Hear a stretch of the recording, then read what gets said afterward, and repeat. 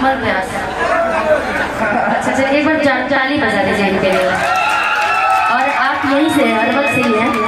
हरमल से ही हाँ हमर क्षेत्र के हैं।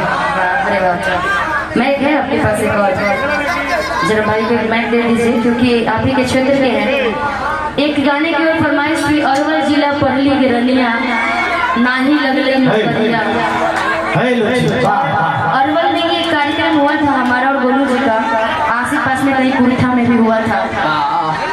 उस बाद भी मंच पर इस गाने की फरमाइश थी। थोड़ा सा मुखरा आप सबके बीच में, फिर हमारे बीच में एक भाई हैं, एक गाने इनसे भी सुन लेते तब तक फिर गोलू जी आएंगे। भैया भैया आप लोग ताली बजाते हैं ना तो हमको पता नहीं लगता है कि दिन है कि रात। आप लोग ताली ऐसे अच्छा अभी हो अभी तो टेलर बा भी पूरा फिल्म शूटिंग बाकी रहा। अब लग रहा है कि ब्यास वाली लक्षण है भाई। पहले ताली बजा दो भैया, ताली बजा दो ताली। काहे कि पैसा रख ले बड़ा ना लोग। एगो बड़ी रवि सोलन के आशीर्वाद से गाना भीड़ भीड़ भइल रहे। अरे डोभी बंधे गाया लागे मनपुर कैसे, आगे डोभी बंधे गाया,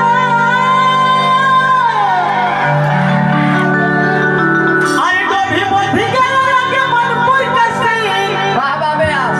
अरे पंचनपुर के छेना खिलाई बहुए।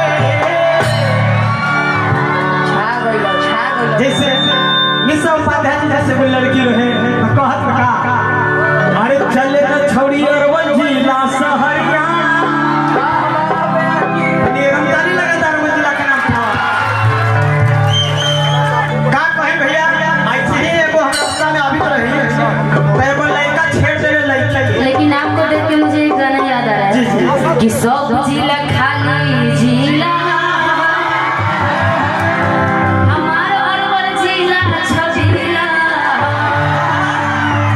इनको देख के बोली सब जिला खाली जिला अरवल जिला छबिला कि कितना के गोलेबा कि हर जगहिया में करले बाटे देखई तो जिला। ए भाई एक बार चिल्ला के कि सब जिला